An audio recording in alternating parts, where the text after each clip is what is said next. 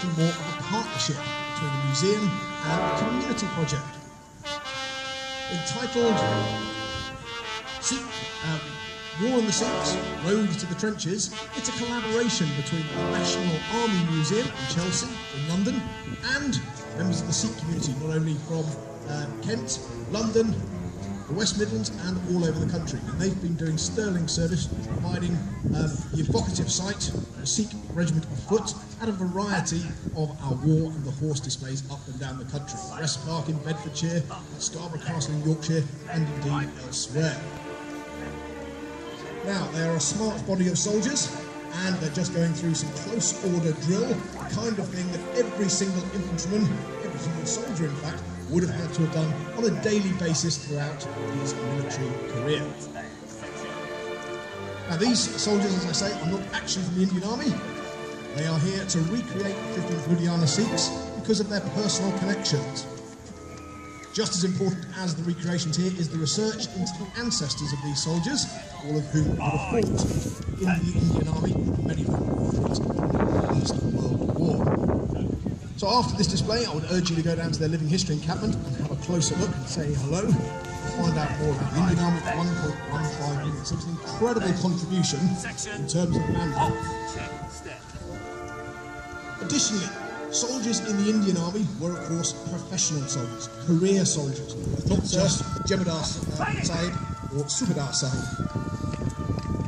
Now, the word of command is given to fix bayonets. They are drawn out of the scabbard on the left side and literally fixed to the end of the rifle, turning it into a 6-foot spear almost. Now, this is a pretty primitive form of weapon in combat. Sharp pointed stick, that is similar to a medieval weapon. However, it is very effective in the hands of a trained soldier. The Indian Army was nothing but well trained. In the position known as on guard, braced, 1 foot forward, ready to stamp forward and thrust home into the black heart of a Prussian guardsman. Centre guard, point! Point! Point! High guard! High guard for attack on enemy horsemen. Point! Point! Point! No guard! Low guard for attacking a soldier in a trench. Point! Point! Point! Recover! 15-6! Jaw volley! Sonehal!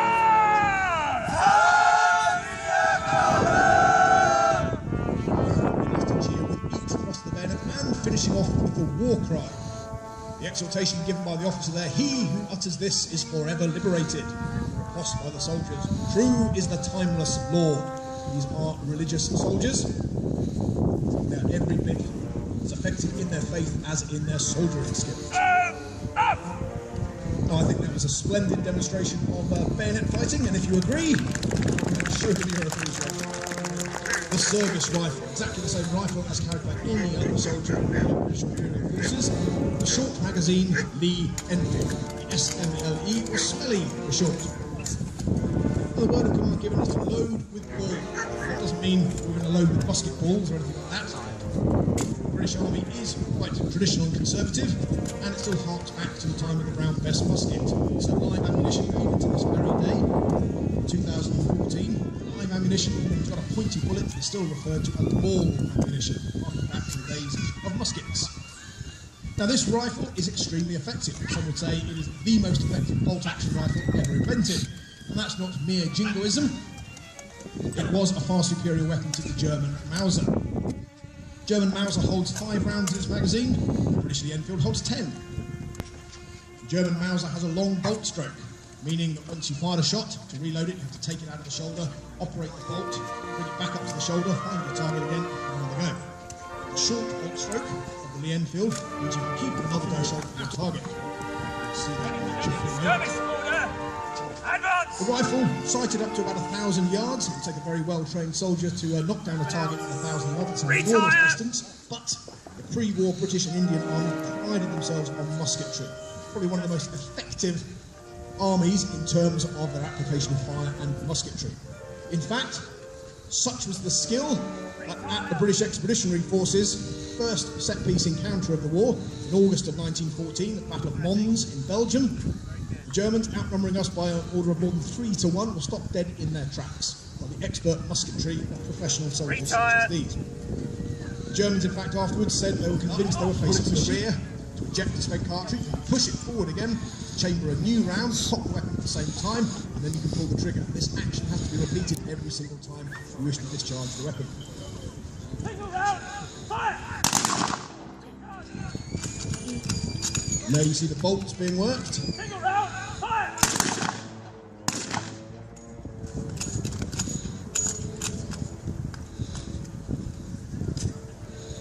Now the weapon, as you see here, 6 volleys effectively under the command of the officer, or if necessary, if he can delegate the authority, he can order 3 or 5, whatever rounds, independent, rapid fire.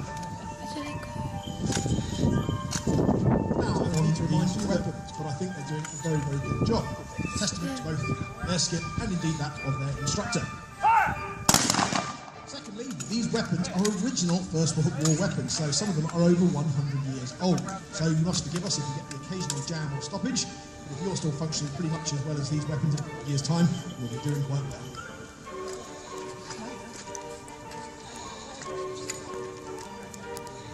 And also bear in mind that the weapon is actually designed to be shot without the bayonet attached to the end. Clearly soldiers will need to talk to fire it on the move, but that bayonet does unbalance the weapon. It makes it very heavy indeed to hold up to your shoulder, whether kneeling or standing. Reload! And the order is given to reload, and this time we'll really see a weight of fire, as I'm sure the officer invites his soldiers for independent fire. And again, remember, we've only got 6 rifles firing, so the weight of noise is quite a lot, even just with 6. Imagine a battalion of 1,000 men all open for fire. The noise in the din will be tremendous. Add to that, battalion support machine guns, maybe even artillery, and the noise on the battlefield would be deafening.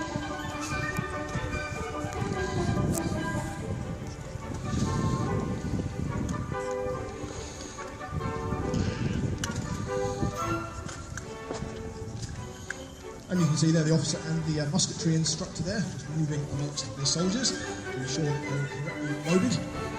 And again, this is the point of training. Get it wrong now, it doesn't matter. Rectify your mistakes, then in action, you know exactly what to do. Because clearly it's one thing to teach a man to shoot a rifle, it's just as important.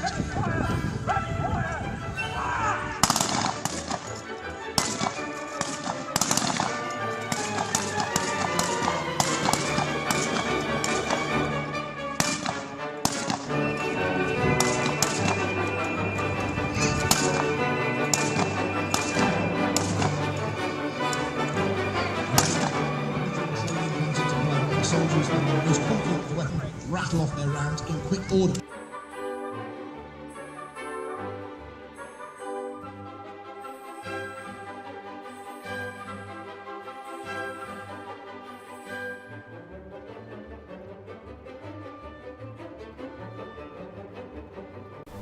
Thank you for watching. If you enjoyed this video, please give it a thumbs up. You can also subscribe to us, like us on Facebook or follow us on Twitter.